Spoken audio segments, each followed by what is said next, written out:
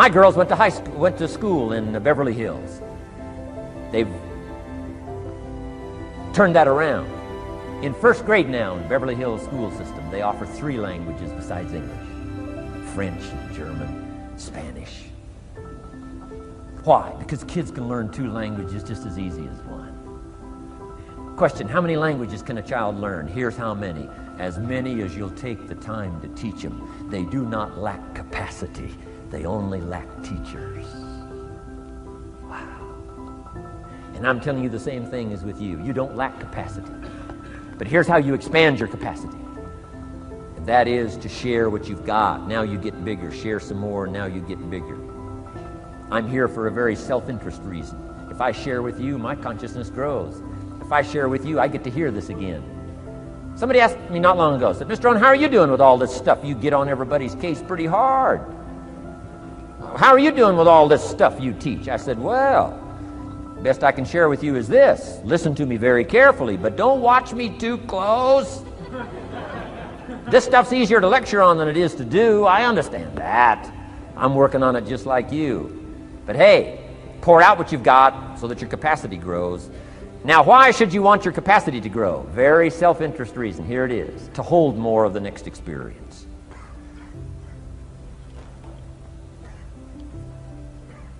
You mean to tell me that sitting in this audience, some people will get more out of it than others? And the answer is yes. If you haven't been into expanding your own capacity lately, you might not get much from this seminar. But if you've been into expanding your capacity, you've been sharing and you've been doing all this stuff, I'm telling you, no telling what all this could mean to you today, this chance to grow, change, develop, absorb, take in. I'm asking you to expand and grow so you can hold more of the next experience. Some people can't be very happy. You could pour happiness out on the whole world. Some people can't be very happy. Why? They're not big enough. If you're small, you don't get much. Small in comprehension, small in the ability to think and wonder, small in appreciation, no matter how much is poured out. Prosperity can be poured out on the whole country. Some people don't get much. Why? They're too small in their thinking, too small in their ability to share, have not expanded to their full capacity. Don't be like that. Now, some people aren't going to get much because they've got their cup turned upside down. You couldn't put anything in. Learn to share. It's a glorious, glorious experience. Okay, enough on personal development. Let's cover now setting goals. Let me show you something that turned me every way but loose. I've never been the same since I found out about it. Learning how to set goals.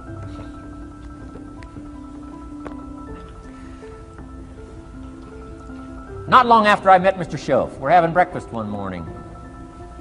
Mr. Schoaf said, Mr. Owen, now that we've gotten acquainted, we know each other fairly well, he said, maybe one of the best ways I can help you, he said, let me see your current list of goals. Let's go over them and talk about it. And I said, what? I don't have a list. He said, well, Mr. Owen, if you don't have a list of your goals, he said, I can guess your bank balance within a few $100s. Which he did. And that got my attention. I said, you mean my bank balance would change if I had a list of goals? He said, drastically. So that day I became a student of setting goals. And I've used it to dynamically affect my life. I've taught it to some of my business colleagues. We use it to do business around the world. Setting goals. It can turn out to be a drama for your life. Here's what goals are. Your vision of the future. Your vision of the future. Now, there's 2 ways to face the future. 1, with apprehension. Number 2, with anticipation. Guess how most people face the future? With apprehension. Why? Major reason why. They don't have it well designed. They've left the design of their future to somebody else. And if you don't make plans of your own, guess what? You'll probably fall into someone else's plans. Guess what someone else may have planned for you? Not much. You got to make a list of this not much stuff. I'm telling you, people all their lives count on this not much list. If all of your negative relatives all turn positive, what'll that do for your future? Not much. If prices come down a little, what'll that do for your future? Not much. If the economy gets a little better, what'll that do for your future? Not much. If circumstances get a little better, what'll that do? Not much. If the weather gets a little better over the next few years, that'll do. Not much. I mean, you could go right down this whole scenario list. Most people all their lives, with their fingers crossed, count on this not much list. That's why 10 years from now, they'll be driving what they don't want to drive, living where they don't want to live, wearing what they don't want to wear, doing what they don't want to do, having what they don't want to have, maybe become what they didn't want to become. And it all starts by counting on something that's not going to count much. You say, well, then how can my life dramatically change? You got to count on yourself. And here's one of the things you got to count on: your ability to design the future. It's called the promise. And the promise of the future, if you'll design it well, can have an awesome effect on your life. But if you face the future with apprehension, you'll take hesitant steps all day, uncertain steps all day. And if you take uncertain steps all day for 6 years, you can imagine how empty your life can be. We've got to help our kids with the promise of the future. Now here's what's connected to the promise: the price. The price to pay. But I'm telling you, the price is easy if the promise is clear. One of the better notes to make for today. The price is easy if the promise is clear and powerful. But the price seems almost too much to pay, too much to get over, too much to accomplish if the promise isn't clear, if the promise isn't powerful. I'm telling you, kids will pay the disciplines if they can see the promise. One of our biggest challenges as parents in the 90s is to help our kids see the promise of the future. That's why I'm teaching financial independence, how to become wealthy and powerful and sophisticated and healthy and unique. All of the stuff kids would hope to go for. It's all possible. This is America. That's the promise of the future. The price? A few simple disciplines practiced every day. And I'm telling you, the kids will pay the price of the simple disciplines if they can see the promise of the future. But if they can't see, they don't want to pay. And the same is true of all of us. We will pay the most extraordinary disciplines if we can see the promise of the future, called setting goals. So I'm asking you to get a handle on the future. I'm asking you not to leave it to anyone else. Don't leave it to the company. Companies got their own goals. I'm asking you to set your own goals, your personal goals. Income goals and financial goals and health goals and spiritual goals. And where do you want to go and what do you want to do and what do you want to see and what do you want to be? That's it. Promise of the future. Design your own future. It's within your hands and your capacity to do so. Here's how simple now goal setting is. It's not mysterious. You don't have to anchor, you don't have to focus, you don't have to visualize, none of that stuff. Here's how simple goal setting is. Changed my life. Decide what you want and write it down. I mean, that's how profound this stuff is. Decide what you want and write it down. Make a list. Where do you want to go? What do you want to do? What do you want to see? What do you want to be? What do you want to have? What do you want to share? What projects would you like to support? What would you like to be known for? What skills would you like to learn? Some extraordinary things you'd like to do, ordinary things you'd like to do, right? Silly little things you'd like to do, very important things you'd like to do. Decide on all that stuff and write it down, write it down, write it down. That's how simple this stuff is. And it's your own private list. If it's really private, you know, on your list, put some stuff in code where nobody can understand it if this list fell into unfriendly hands. Okay. And simple things, whatever. Foolish things, doesn't matter. It's your list. I had a little revenge on my first list. Budget finance, who used to harass me. I got 2 or 3 payments behind. This one guy called incessantly. Said, we're going to come get your car, drag it rear end up down the street in front of your neighbors. Put me down something fierce. When I met Shof, got my life straightened out, one of the first things on one of my lists was budget finance. And when I finally got the money, I needed a little drama in my life. Finally got the money to pay him off. I put it in small bills in a big briefcase. Walked into the budget finance office on Wilshire Boulevard in Los Angeles. The guy who harassed me so often, his desk was about 3 back. I opened the door, walked in, right up to his desk, stood right in front of him, never said a word. He said, "Well, what are you doing here?" Didn't say a word. I opened up this briefcase, dumped this pile of money all over his desk. I said, "Count it. It's all there.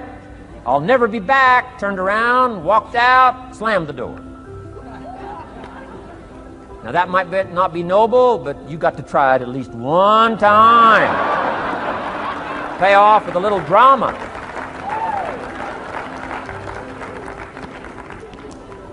Got to check them off my list. Keep your list with you. I keep my list in my journal so that I can go back 5 years ago. Here was my list, and I'm a little embarrassed. Here's what I thought was so important now.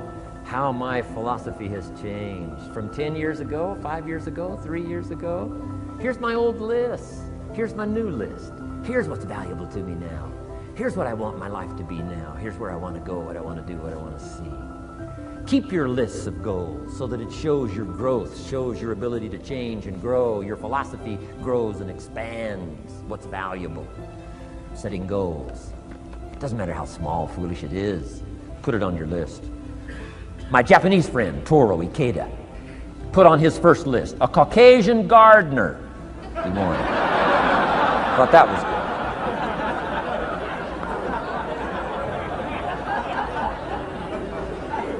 I like that. Have you got this profound thing now on setting goals? Here's how profound it is. Decide what you want and write it down. Get together with your wife, decide. Get together with your kids, decide. Get together with your business colleagues, decide. Write it down. Make a list. Okay, that's how easy it is. Now let me give you one more scenario on setting goals. When I started making my first list, Mr. Shoaff said, "Mr. Rohn, looks like we're going to be together for a while." He said, "I've got a suggestion for you." He said, "I think one of the first goals you ought to set, you're a 25-year-old American male. Sure, you've made some mistakes, but now you're on the road to better things. You got a family, worth it. Reasons makes the difference." And he said, "You've got every reason to do this." He said, "Why don't you, among all the goals you're going to set, he said, why don't you set a goal to become a millionaire?" A millionaire. This is America. All the possibilities are available. Why don't you set a goal to become a millionaire? He said, "It's got a nice ring to it." Millionaire. Enough zeros to impress your accountant? Millionaire. And he said, "Here's why." Now I thought, the man doesn't need to teach me why. I'm thinking, wouldn't it be great to have $1 million? He said, "No, that's not it. Here's why." And I had one of the greatest lessons I ever learned, and I'm about to share it with you. This will be worth the price of being here today if you can capture what I'm about to share with you. Babysitter fees, whatever else you paid. Some of you missed some sales today to be here, so this is a costly day for you. But what I'm about to share with you changed my whole life. Here's what Mr. Shoaff said. Set a goal to become a millionaire. And he said, "Here's why. For what it will make of you to achieve it."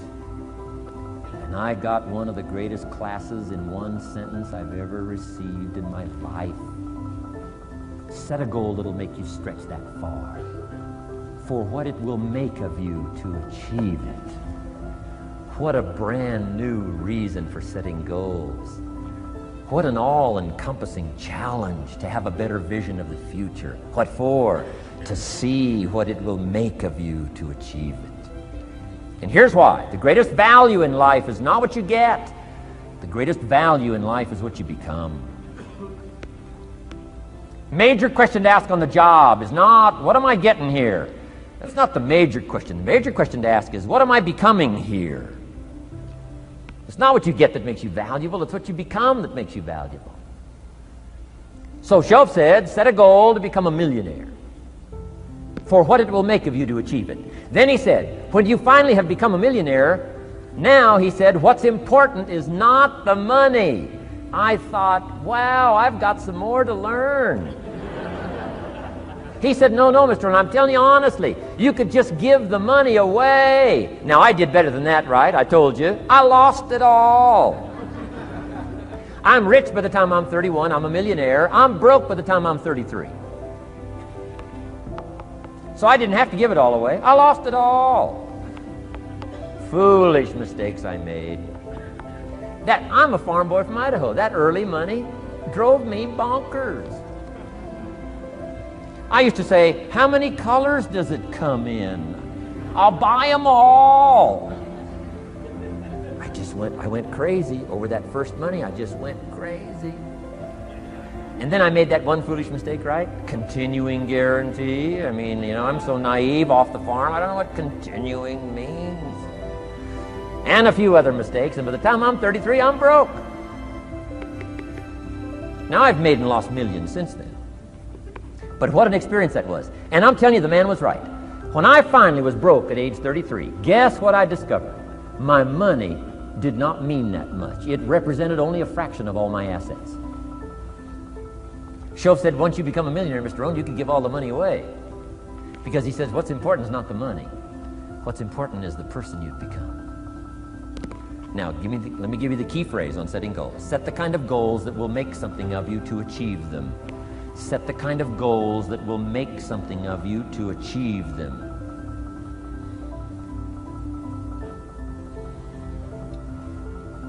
Always keep that in mind. What will this make of me? If I set this goal and go for it, not only will I achieve it, but what will it make of me in the process? What a whole new concept on setting goals. Now, there's two parts to this, and then we're wrapping up goals. Here's the first part now on this goal setting for what you become. Number one, don't set your goals too low.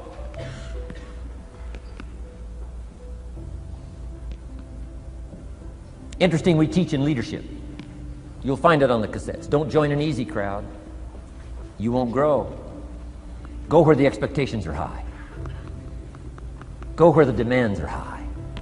Go where the pressure's on to perform, to grow, to change, to develop, to read, to study, to develop skills. I belong to a small group. We do business around the world. You cannot believe the expectations at that level. What we expect of each other in terms of excellence. Far beyond average. Why?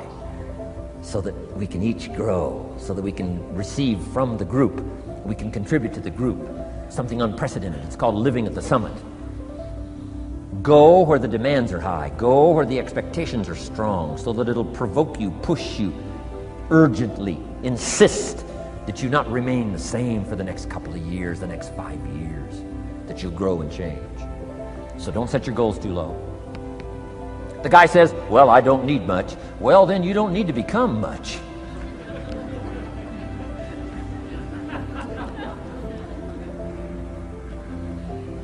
Now, here's the last part on setting goals. Don't compromise. Don't sell out. There were some things I went for back in those early years that I paid too big a price for. If I'd have known how much it was going to cost me, I never would have paid, but I didn't know. Don't sell out. Ancient phrase says, count the cost, count the cost, count the cost. An ancient story says, Judas got the money. You say, well, that's a success story. No. It's true, 30 pieces of silver in those days was a sizable fortune. You say, well, if a guy's got a fortune, right, that's a success story. No, you don't understand. His name was Judas. Doesn't that ring a bell? Judas. You say, oh yes, Judas, the traitor. That's right, the traitor got the money. Doesn't that change the story? And the answer is, of course, it changes the story. Interestingly enough, after Judas gets the money from becoming a traitor, he's got the money in his hot little hand, and now he's unhappy. Somebody says, well, if you had a fortune, how could you be unhappy? Well, he wasn't unhappy with the money. He was unhappy with himself. Key phrase, the greatest source of unhappiness is self-unhappiness. The greatest source of unhappiness doesn't come from outside. The greatest source of unhappiness comes from inside. And here's where the erosion starts, doing a little less than you could. That's where the beginning little infection of unhappiness starts, doing a little less than you can, not feeling that good about yourself. So don't let that happen. Judas is unhappy. He says, what'll I do? He says, oh, I'll just take the money back. Walked in where he got the money and said, here, take this money. I'm unhappy. They said, heck with you, Judas. We got what we wanted. You got what you wanted. Out. They threw him out with his money.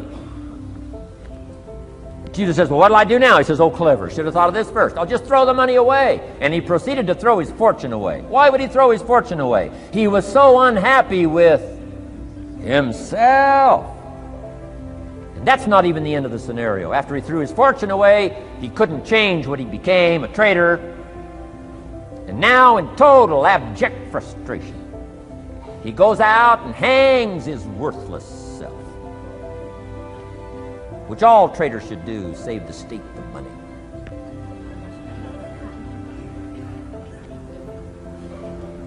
Why such a tragic end? Because he was so unhappy with himself. He sold out. He sold out. He paid too big a price.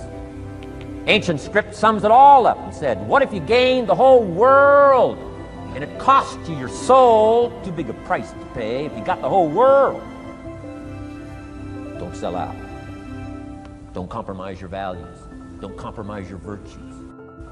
Don't compromise your philosophy. Key. Here's the key word, beware. If Judas could speak back, he'd probably say beware. Two good words from ancient script. One, behold, the positive word. Behold the possibilities, behold the opportunity. Behold the drama, behold the awesomeness, behold the uniqueness. Behold the majesty, behold, behold. What a good word. But here's the other word. Beware, beware, beware. Don't sell out. Mark well what you become in pursuit of what you want. But I'm inspiring you, hopefully, to set the kind of goals that'll transform your life. Make you far better than you are, far stronger than you are. Okay. Isn't this good advice? This is such good stuff. I should have paid to get in, right? Fabulous.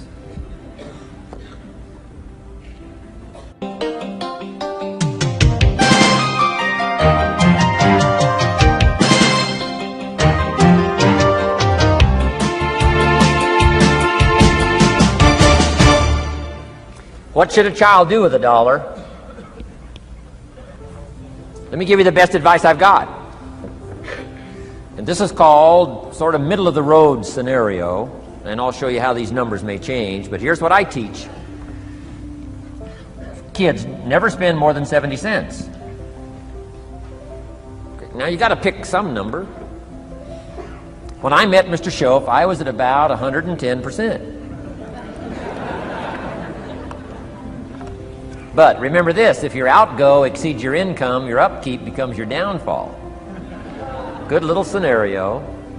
So here's the number that I found works best in developing a good financial plan. Never spend more than 70 cents out of every dollar from now on. Now kids ask me what?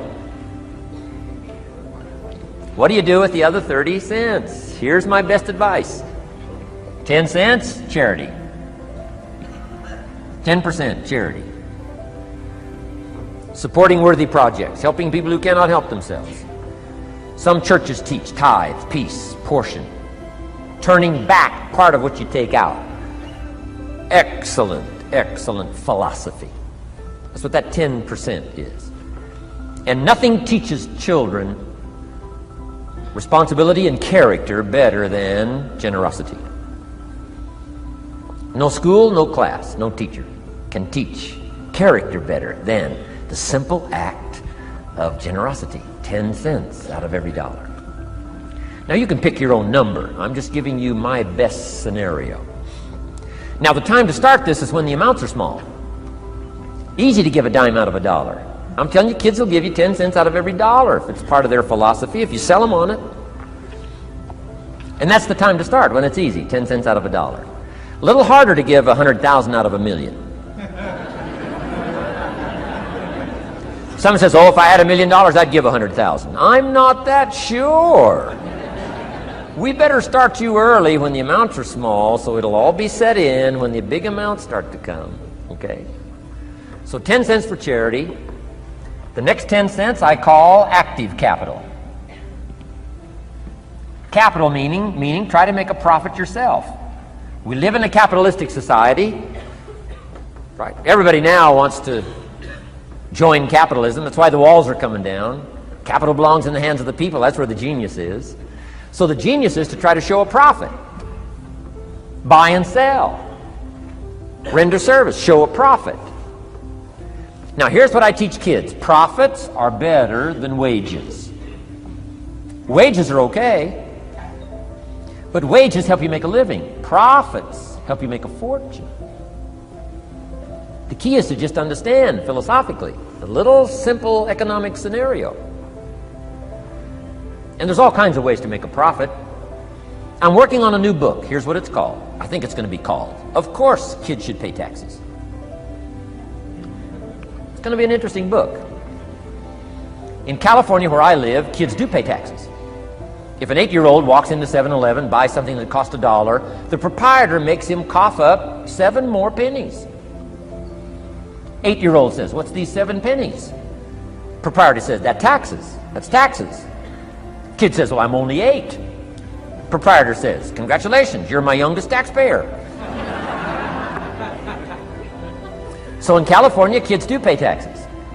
Now the question is, should they? Now the title of my book is, Of Course Kids Should Pay Taxes. You got it. Right? The disciple went and caught a fish, found the miracle coins, and paid his taxes and Jesus' taxes. So way back then, Jesus did pay taxes. Now the question is, should he?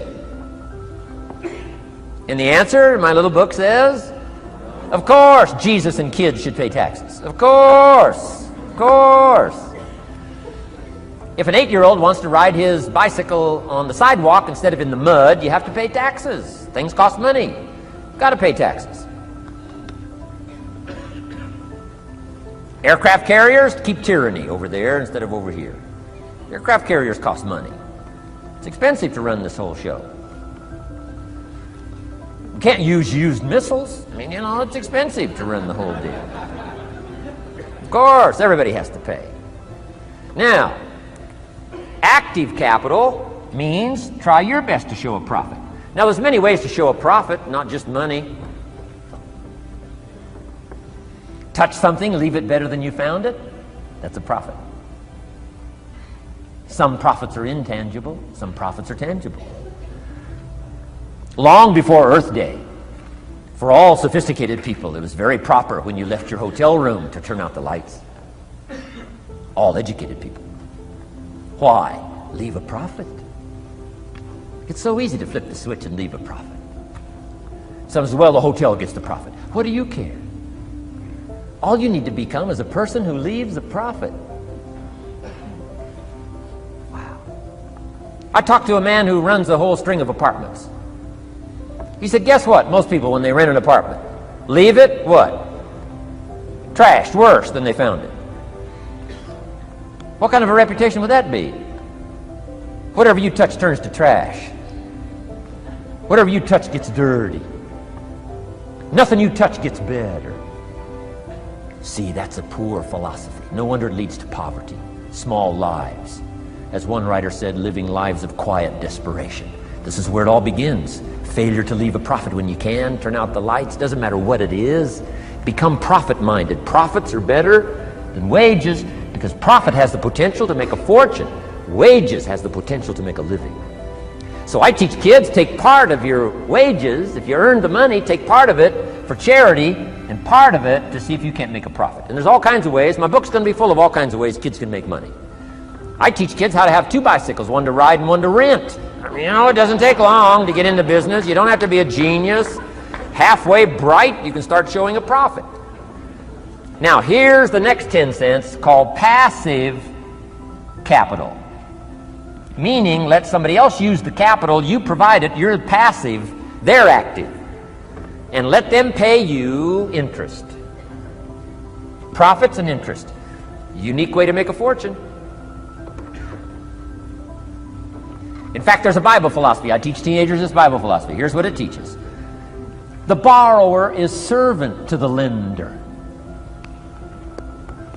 Wow. So where is the power position? Not a spender, a lender.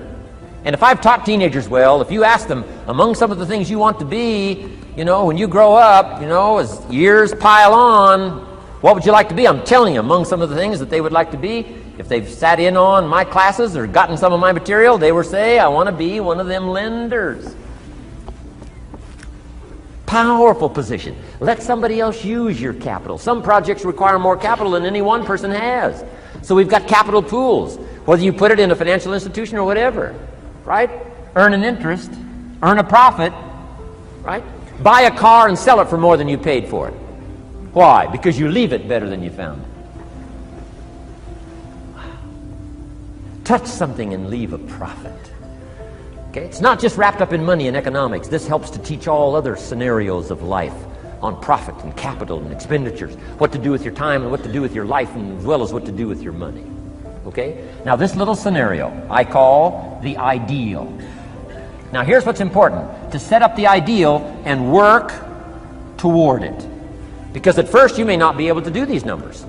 Some people are in such desperate situation currently, they got to go 97, 1, 1, and 1. I mean, you know, I had to start there. Start with pennies. And remember, it's not the amount that counts. Mr. Schoaf gave me the clear situation. Here it is. It's not the amount that counts, it's the plan that counts. When I met Mr. Schoaf, I'm 25 years old. I said to him, if I had more money, I'd have a better plan. He said, no, Mr. Rohn, if you had a better plan, you'd have more money. 6 years? 6 years? In America, 6 years? Come on, it's not the money, it's not the amount, it's the plan that counts. So set up an ideal plan like this. Now you can rearrange this and modify it to suit yourself. I'm just giving you here as an example. So set up the ideal and then start making progress toward it. Okay. Because finally these numbers are going to change if you move on up into the higher area, right? The people I work with around the world couldn't spend 70 cents out of every dollar. Would be obscene. That'd be too much. So these numbers are bound to change. I don't know what mine are. Probably 20% up here. A lot larger numbers down here. Okay? So these numbers can change. I'm just offering you a good sample philosophy. Remember, philosophy is the set of the sail. The economy is not the set of the sail for you. For you, the set of the sail is your own philosophy, your own thinking, your own plan, your own concept. Don't borrow somebody else's plan. Don't borrow somebody else's concept. Don't borrow the concept, you know, spend all you can, cross your fingers and hope for the best. Don't borrow that. Develop your own philosophy, and I'm telling you, it'll lead you to unique places. Now, the rest of a lot of this is on the cassette tapes, but let me just give you 2 or 3 more pieces of the scenario here. Then I want to talk about communications, and then we're going to wrap it up. Okay. Here's 2 or 3 more parts to financial independence. Number 1, keep strict accounts. This is the best of disciplines. Keep strict accounts.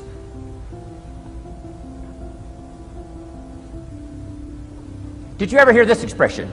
I don't know where it all goes. Did you ever hear that? I don't know where it all goes. Oh, we'd love to have you run our company. You don't know where it all goes. Whoa. Did you ever hear this? It just gets away from me. It just seems it just gets away from me. We'd love to turn the world over you. It just gets away from you.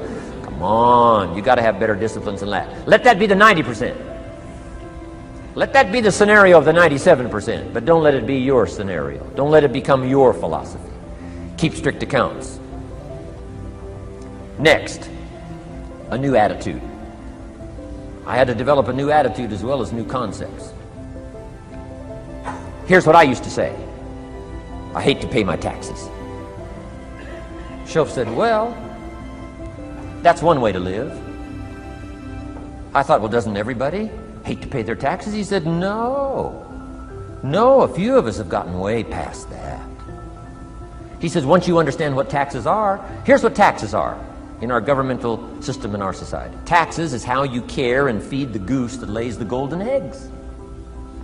Democracy and liberty and freedom. Free enterprise.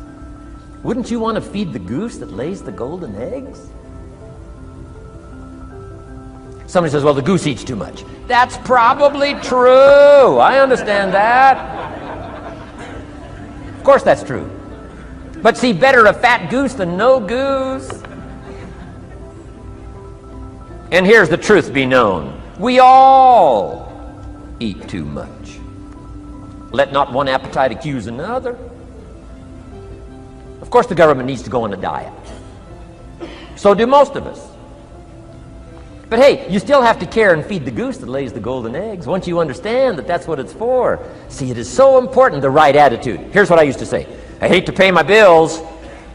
You open up the mails, nothing but these window envelopes, bills. I hate to pay my bills. Shelf said, well, that's one way to live. I said, well, doesn't everybody hate to pay their bills? He said, no, some of us are way beyond that.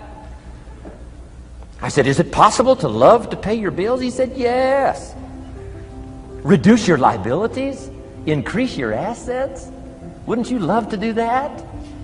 So start a whole new attitude here. Next time you pay $100 on an account, put a little note in there and say, with great delight, I send you this $100. I mean, they don't get many letters like that. Reduce my liabilities, increase my assets. My picture's changing. My picture's improving. I love to pay my bills. Keep the money in circulation. Pay my taxes. Feed the goose that lays the golden eggs. It's a matter of attitude. And here's the last on attitude. Everybody must pay. Of course, life is called opportunity, but life is called price. But we must all pay. We must all share. One of the classic stories of all time from ancient Bible script says, Jesus one day and his disciples were standing by the church treasury, synagogue treasury, watching people as they came by and put their offering in the treasury. That wouldn't be a bad idea. Jesus and his disciples standing by the treasury while everybody walks by. Jesus says, how much was that? How much was that? Interesting. And the story said some people came by, put in big amounts. Some people came by, put in modest amounts, average amounts. And the story says, then a little lady comes by and puts in 2 pennies in the treasury. Jesus says to his disciples, look at that. Look at that. His disciples said, 2 pennies, 2 pennies, what's 2 pennies? Jesus said, no, you don't understand. She gave more than everybody else. They said, 2 pennies is more than everybody else? He said, yes. Because I'm certain that her 2 pennies represented most of what she had. And if you give most of what you have, then you've given the most. Wow. What a lesson to learn. It's not the amount. It's what it represents of your life that counts. Now let me give you the wisdom of the scenario that did not occur. And this is the greatest of wisdom. And in my own particular peculiar brilliance, I have the ability to record for you what was not recorded in the scenario of the story. Here's what did not occur, which may teach us one of the greatest of the wise things that was taught in this scenario. Here's what did not occur in the scenario. Jesus did not reach into the treasury and get this little lady's 2 pennies and run after her and say, here, little lady, my disciples and I have decided that you're so pitiful and you're so poor that we've decided to give you back your 2 pennies. I'm telling you, that did not occur. If it would have occurred, she would have been what? Insulted. She would have rightfully said, I know my 2 pennies aren't much, but it represented most of what I had. And would you insult me by not letting me contribute what I wanted to contribute, even if it's only 2 pennies? I'm telling you that did not occur. Here's part of the wisdom of the story that was not recorded. Jesus left her pennies in the treasury, meaning everybody has to pay, even if it's only pennies. That's the key. And whether you start with pennies or whether you start with dollars or whether you start with nothing, remember, part of the scenario is to spend, of course. Part of the scenario is to invest, and part of the scenario is to show a profit, and part of the scenario is to help take care of people who can't take care of themselves. If you'll set up your own philosophy, I'm not asking you to buy my philosophy. I'm not asking you to adopt my numbers. I'm only wanting to provoke you to think, for you to come up with a splendid economic philosophy that's got you up early and got you up late, has got you thinking and pondering ways to use your resources and turn it into the dreams you want for the future. And that's my little story on financial independence. Okay. Here's the next to the last subject, communication. How to affect other people with words. I've got just a little four-point program here for you to consider. The whole expanded version now, 3 days, right? 3 days of all this is in that package that you're taking home. So this is called an abbreviated version of all the rest, this 1 day, video day. 4 steps to good communication. Here's number 1, first of all, words can work miracles. That's why communication is so important. Words can work miracles. Words are powerful. Words are almost godlike. In fact, ancient script says the Word was God. God was the Word. Wow, words and God. I said to my Israeli audience last year, in the beginning, the story of creation is unique. It says, in the beginning, Jehovah God spoke and said what? We've got some students here, I'm sure. In the beginning, Jehovah God spoke and said what? Let there be light. And what? There was light. Wow! Wow! It looks like words create light. Is that possible? I'm telling you it's possible. Humans can get pretty close. What if somebody can't possibly see how they could do well, how they could become successful, how they could transform their lives and their health, their future, and their finances, spiritually, and every other way? They can't see, and you come along and share your story, and maybe borrow some other stories. And by the time you get through with a good presentation to this person, they say, now I can see. Before you got here, I was blind. I was in the dark. And while you were talking, some things dawned on me. Is it possible to create light with human intelligence, with words? And the answer is, of course, of course. Here's part of the spectacular opportunity as a human being. One person talking to another. It's got so much power, so much potential. A mother talking to a daughter, a father talking to a son, salesperson talking to a client. Nothing more magical and powerful, awe-inspiring than words have the ability to dramatically affect people's lives and futures. So become a good communicator. Let me give you some good keys to good communication. Here's number 1, have something good to say. Communication starts with preparation. Getting ready to speak this year, getting ready to speak next year. Attend the classes, read the books. Have something good to say. Here's 4 good words to help you to have something good to say. 1 is interest. Develop a new interest in people and life and what's going on, economics and politics, religion, social structure, possibilities, opportunities. Develop a new interest. Here's the next word, fascination. Goes that step beyond interest. That's why kids learn so much that first 6 years. Fascination. Adults are walking on ants. Kids are saying, don't walk on these ants. I'm studying these ants. I'm looking at these ants. Kids are so fascinated. How come an ant can carry something bigger than he is? Wow. That's how come they learn so much. They're fascinated. And here's another little clue I've learned. Turn frustration into fascination if you can. You'll learn more. I've worked on this. I'm pretty good at it. Out in Los Angeles, I'm on the freeway. My airplane leaves in 45 minutes. The traffic is moving not 1 inch. I am now fascinated. I'm telling you. Now, it doesn't work every time. That's true, but every time it does work, I'm telling you, you'll come away with more. Learn to be fascinated instead of frustrated if you possibly can. Turn that little scenario on for yourself. Next is sensitivity. You got to understand, we use the phrase where people are coming from, where they've been, what's going on. Sensitivity training is so important. People not like you, people that have got challenges and problems and difficulties.